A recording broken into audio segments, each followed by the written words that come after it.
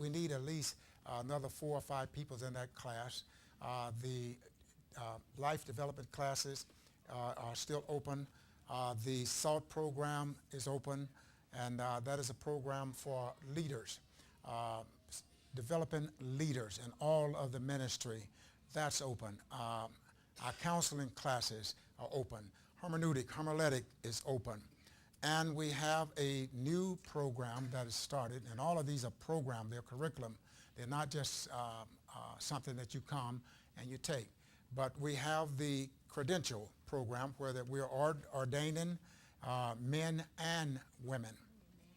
And what we understand, and we've had a lot of people over the years call us about, do we give license, do we ordain? And we said no.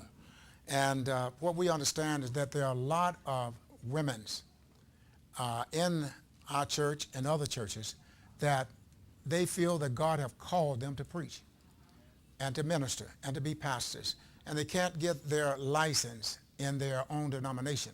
So they get licensed other places, and they have dual license. They have them for to keep these, and they use the other. We didn't do this for this purpose.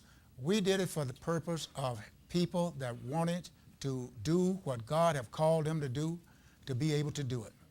And that was our purpose.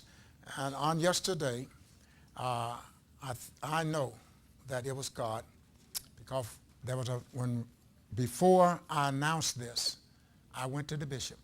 And the bishop, because I was not going to do anything that my bishop thought was wrong. And I went to the bishop.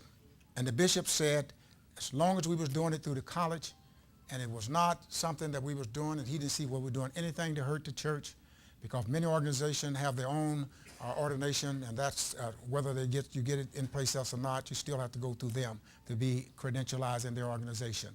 And so he approved it. But evidently he got a lot of calls from people that didn't know he had approved it.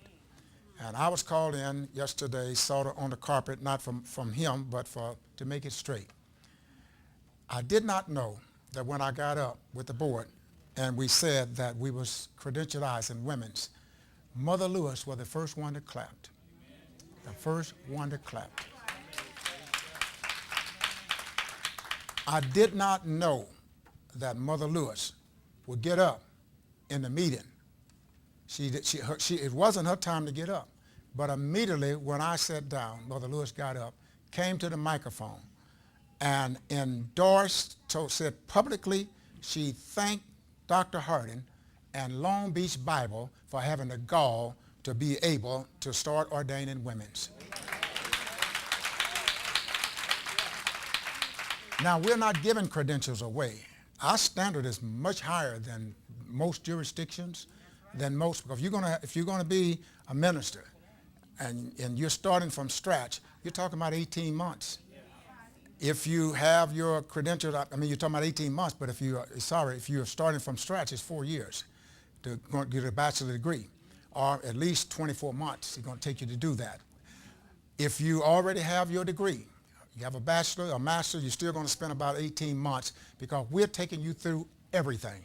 You're going to learn the articles, how to set the articles of incorporation. You're going to learn how to have an organizational chart. You're going to learn how to have your conflict of interest resolution, marriage, all the other things for your resolution for dealing with alternative lifestyle, everything in place. And what we was looking at, if you put stuff in place, that you don't have to have all the stuff that's going on in the church. People are just desecrating the church because they don't know any better.